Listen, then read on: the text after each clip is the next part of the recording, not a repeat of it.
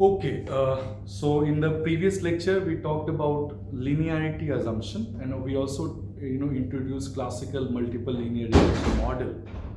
So in the assumption of linearity, we talked about what does linearity stand for. Linearity stand for the linear combination of explanatory vectors and not necessarily the relationship between variables. And what does linearity also refer is that the manner in which your parameters, that is your scalar multiplication vectors, sorry, scalar multiplication quantities are attached with the variables and the random error term entering additively in the model. Okay, so let us move forward to the second assumption, and this assumption is called as assumption of full column rank.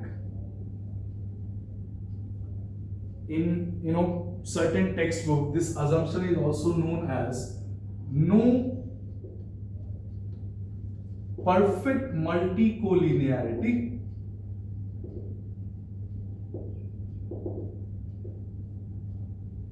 Right. अभी full column rank assumption क्या है इसको समझते हैं। तो हमने last assumption में क्या देखा, that X is assumed to be a data matrix if I have taken k number of explanatory variables consisting of n number of observations on each of those k number of explanatory variables. So X is assumed to be a data matrix having dimension n and k. Now full column rank, और rank क्या होता है? Rank is defined as maximum number of either linearly independent rows or columns in a matrix, right? So rank tells you how many number of independent rows or columns are there in a matrix. अब इसका मतलब क्या होता है इसको देखते हैं जरा। तो सपोज मेरा मैट्रिक्स है कुछ ऐसा 1 2 and 3 6, right.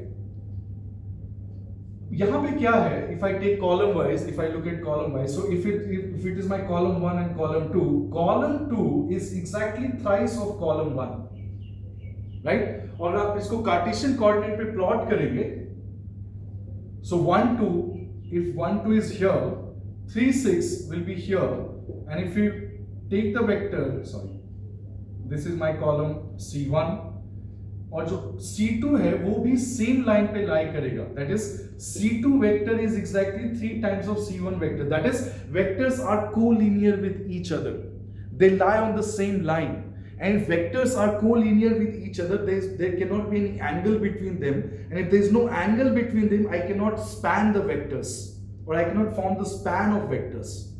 So this is what we mean by collinearity, right? So यहाँ पे क्या है, maximum number of rank of this 2 by 2 matrix can only be 1, meaning which there is only either one independent row or one independent column in the matrix. In other words, what it means is if you have column 1 you can easily get column 2 by simply multiplying it by 3. If you have column 2 you can easily get column 1 by dividing it by 3. So in this case these two vectors are collinear, meaning which they lie on the same line, and since they lie on the same line there is no angle between them, and if there is no angle between them I cannot talk about spanning of the vectors, right? So this is what you mean by rank of a matrix. Rank of a matrix tells you the number of independent rows or columns in a given matrix. So what we want in our assumption as that my data matrix consisting of k number of independent variables, my data matrix consisting of k number of independent variables must have full column rank. In other words, what it says is that each column of the data matrix must be linearly independent of each other, right? No columns of the data matrix must be dependent on, or no columns of the data matrix should be written exactly as a linear combination of other column vectors in the model. In other words, in certain notation it is called as there should not be perfectly linear relationship between the columns or between the explanatory variables. In other words, there should not be perfect multicollinearity. So this is your assumption 2 of no perfect multicollinearity. In vector term, you must understand what it says that इसका intuitive meaning क्या है ये देखिए कि अगर आपने अपने model में k number of explanatory variables लिया है, तो what you are saying is that each of these k explanatory variables influence the movement in y. And हर एक का movement का जो strength है वो उसका parameter बीटा बताता है. But if some of the explanatory variables can be exactly written as some combination of other explanatory variables in the model, inclusion of that explanatory variable is redundant. Redundant means the influence of that explanatory variable is already captured by some other explanatory variables in the model. So intuitive reasoning इसका यही है कि आपने जितना भी explanatory variables लिया है सब आपस में linearly independent होने चाहिए, तभी आप separate influence of each of those explanatory variables on y you will be able to calculate. So this is the assumption of no perfect multicollinearity, that my data matrix must have full column rank k. And एक और इसके साथ condition जोड़ देते हैं कि जो हमारे पास number of observations है that should be at least as large as k. चलेगा ये बात? Okay. Now a simple corollary can be drawn over here, that in a linear regression model with only two variables including the constant, this assumption implies that there should be variation in x, or that is there should be variation in your explanatory variable. And if there is no variation in the explanatory variable, all the data points will lie on a vertical line, and this assumption will get violated. So this is your assumption of full column rank. Let us move to our third assumption. This assumption is also called as identification condition.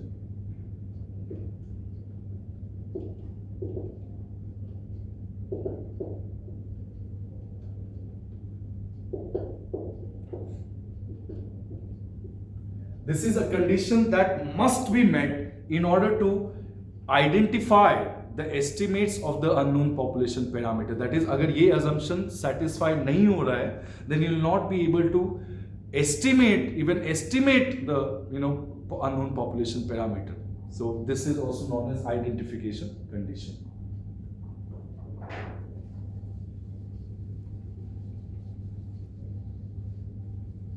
Okay, let's move to the third and very, very important assumption of CLRM. This assumption is called as assumption of regression. Now what this assumption talks about, this is very, very important. So you must listen to this and understand this properly.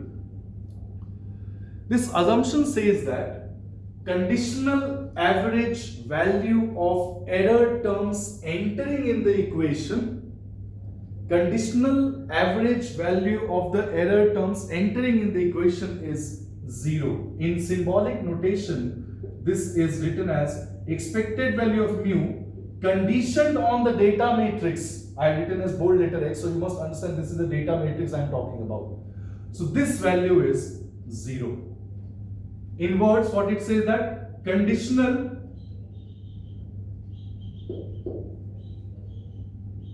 average value of disturbances 0. Right? अब इस assumption के दो implication हैं. पहला implication जो कि law of iterated expectation से होता है. अब law of iterated expectation in a very, very layman term, what it says that जो smaller set का information है वो dominate करता है. That is, अगर मैं बोलता हूँ कि y is a function of x, right? So y is a function of x means if I know x, I already know the outcome of y. So law of iterated expectation क्या है? That if this conditional expectation of average term going to 0 implies that unconditional expectation will also be 0. That is, unconditional average value of error term is 0. This implies this, but this does not imply this. And second is that covariance of each of this error term, covariance of each of the error term with respect to data matrix is 0. That is, each of the error observation is linearly unrelated to the explanatory variable. अब एक और implication जो बहुत ही important है यहां से ये निकलता है कि your error term is not related in particular to any functions of the explanatory variables used in the model, right? So what it means is that your function is correctly specified. अगर आपने function में लिखा है suppose y is equal to beta naught plus beta 1 x1 plus beta 2 x2 plus mu, this assumption expected value of mu with respect to x1 and x2 being 0 means this error term is unrelated to any function of the x1, that is x1 squared, x2 squared, x1 log of x1, log of x2, any functional form of x1 and x2 is unrelated to this mu if you assume this, right? So this has a very, very important implication on CLRM, that when you assume the conditional expectation of error term going to 0, it implies two particular things, that unconditional expectation is also 0, and second thing, it implies that error term is unrelated to each, or error term is not related to any functions of any functional form of x1 and x2. And this covariance, what it tells, that no observation on x, no observations on x convey any information whatsoever about the average value of random disturbance term, right? So ये बात याद रखिएगा क्योंकि बहुत ही important assumption है, and if this assumption is not met, then the, and एक और चीज यहाँ पे याद रखिएगा, that as long as your population regression function consists a constant term, till that time, assuming this conditional expectation value going to 0 is justified. पर अगर constant term ना हो तो ये बात assume करना यहाँ से ये काफी substantive हो सकता है. That is, your unconditional expectation need not go to 0. So we'll talk about this as we go on. But this assumption in turn also justifies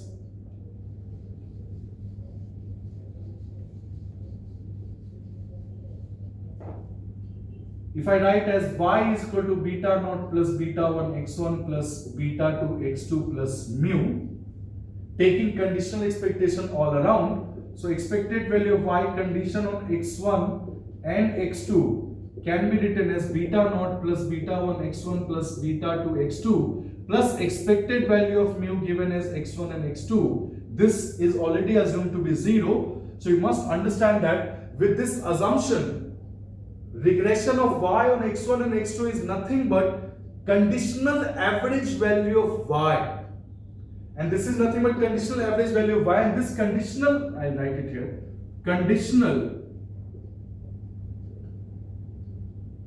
average value of y, and conditional average value of y is given by this linear combination. So एक चीज और भी याद रखिएगा, जो regression हम use करते हैं वो कंडीशनल रिग्रेशन है, conditional on the data that we use. If this data changes, conditional average of y will also change. So this term, this deterministic term, is nothing but conditional mean value of y, right? So please keep this in mind. Okay, and one more thing that you must understand, that in most application we assume a constant term existing in the population regression function. Why do we assume this? We'll talk about when we go ahead in our lecture. But for the time being, you must convince yourself by saying that there always is an intercept term included in the population regression model, as long as theory specifically says you or tells you that there is no need of an intercept term. So as long as theory does not tell you that, you must include a constant intercept term in the population regression function. और इसको data matrix में देखने के लिए हमेशा ये याद रखिएगा कि जो पहला कॉलम होगा डेटा मैट्रिक्स का, that will always consist a column of 1 in order to incorporate this constant beta naught. So please remember this point, that as long as theory does not specifically say that the model is without a constant term, you always include a constant term in the population regression function. Okay, So this assumption should be absolutely clear to you, that assumption of conditional expected value of error term going to 0 has two implications. First implication that it talks about is that error term is unrelated to any functions of x1 and x2. And second thing, it also talks about that your unconditional expectation of error term also is 0. So assumption 1 and assumption 3 completely determines the form of the population regression function. ये बात याद रखिएगा.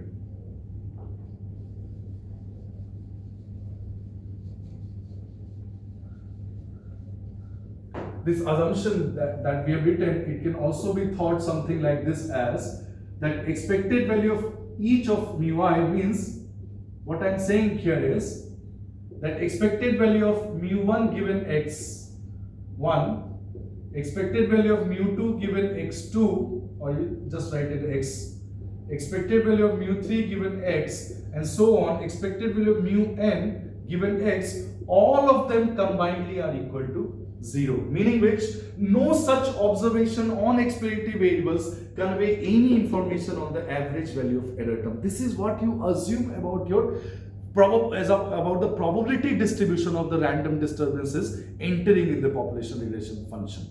You remember the third point of our econometric model is a specification about the probability distribution of disturbances. This is precisely the specification of probability distribution of disturbances entering in the classical linear regression model is all about. And this is a very, very important assumption. Okay. Next assumption, and that assumption is called as assumption of spherical disturbances. You must understand this assumption is about how we assume our disturbance term to behave in the model. So this disturbance is composed of two parts. First part is called as homoscedasticity. That is, what does homoscedasticity means? Let us see that. Homo stands for equal and scedasticity stands for variance. So what does this first part of this assumption mean is that variance of each of the random disturbance term conditional on the data matrix X. So this is conditional variance. So variance of each of these random error observations conditioned on the data matrix X is a constant term denoted as sigma square, right? So this variance of UI conditioned on X is nothing but a sigma square. Conditional variance is equal. That is what it, in other words, what it means is कि जो error term का variability है, it is independent of changes in the independent variables. That is, as independent variables change, there is no variability in the error, or there is no change in the variability of error term.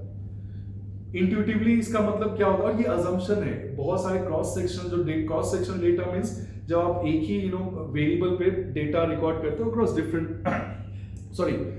you record data at a given time across many variables. So what it means is, suppose I'm trying to understand the link between income and consumption. Now this assumption क्या बोलता है ये मेरा कि जो consumption expenditure का variability है, that will remain same across all the level of income house or across all the level of households income.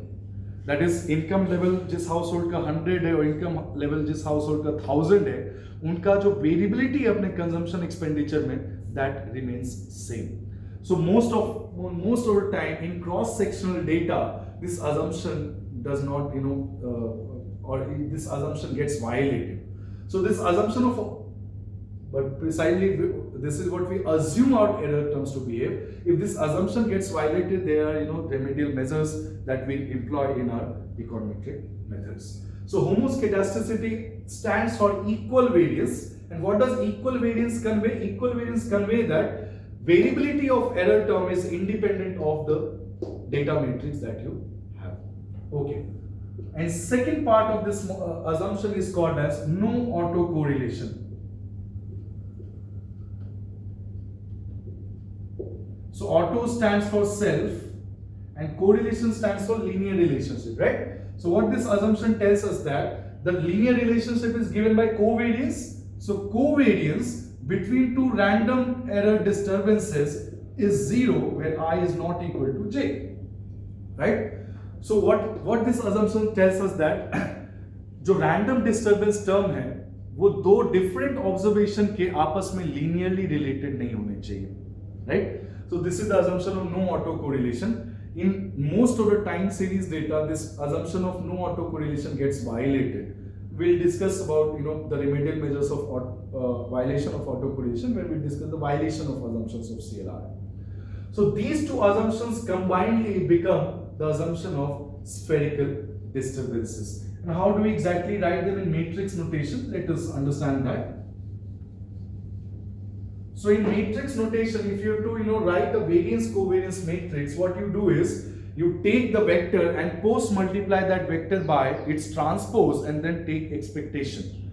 So I have to write the variance covariance matrix of our disturbance term over here. So I take this disturbance vector mu, I post multiply this disturbance vector mu by mu transpose, and then I take expected value. Obviously it must be conditional on x. So you must understand the first term होगा वो क्या होगा, mu1 with respect to x. Second term will be mu1 mu2 with respect to x. Similarly mu1 mu k with respect to x. इसी तरह mu1 with respect to x, और ये last term क्या हो जाएगा, mu n with respect to x. Sorry.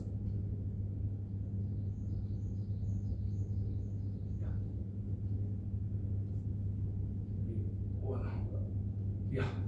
Okay.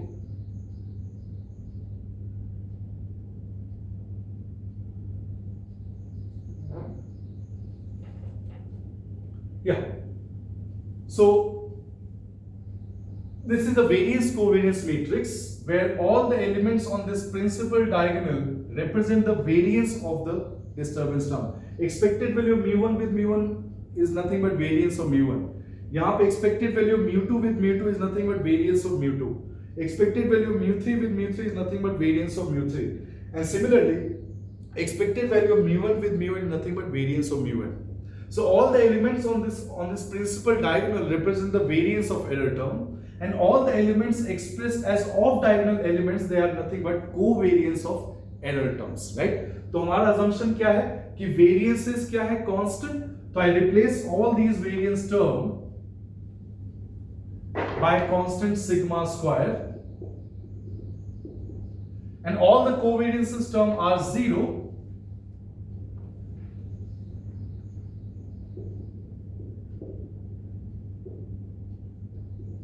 So this is my variance covariance matrix of the spherical disturbances. This can also be written as, if I take sigma square common, I'll have sigma square I, where I is an identity matrix.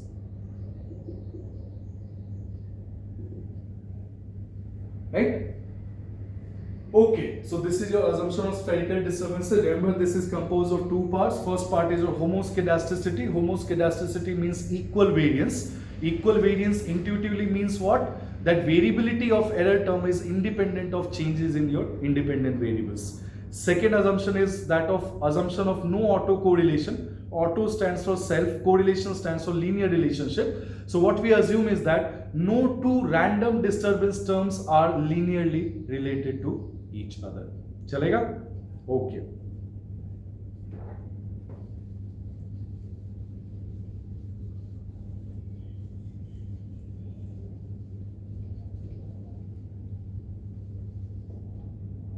Fifth assumption is about the data generating process.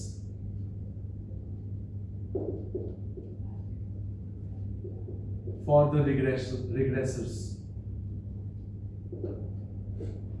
Now what this assumption is precisely is, देखिए, most of the time in textbook you will find that they assume that x's are assumed to be a non-stochastic explanatory or variables.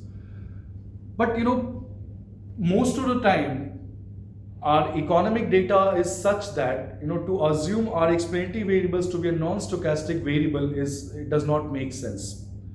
In all such cases where you can conduct experiments, that is, you can fix the value of x at one position, record the value of y, again change the value of x and fix at that position, record the value of y. So in that case, assumption of fixed, values of x makes sense. But what precisely this assumption or the fifth assumption tells us that it does not matter to me that whether x is random or x is fixed, as long as the data generating process which produces x is unrelated to error disturbances term, my assumption is satisfied. So what it says that x may be random or fixed, but as long as it is unrelated to the error or the data which generates or the process which generates the data makes it independent or unrelated to the disturbance term, till that time my assumption is satisfied. Okay? And the last assumption, which is not an assumption as such, but we assume it for the sake of getting a large sample consistent estimate of the estimator, and that assumption is about normality of disturbance term. What does this normality of disturbance term is written as? That your error term mu I is normally distributed with mean 0 and a constant variance sigma squared I. So what this assumption of normality does is, apart from error terms being unrelated to each other, this normality assumption adds an extra element, and that element is of that of independence. That our error terms are independently distributed with each other. This normality distribution adds to that. So with this we come to the end of assumptions of CLRM. Go through this lecture. Wherever you do not understand this, I'll have a separate session for question and answers specifically on assumptions of CLRM. So you need not worry on that. So I wind up my lecture over here. We finish with the assumptions of CLRM. In the next lecture, we start with estimation of CLRM, and one of the method that we use is ordinary least square method of estimation. Okay.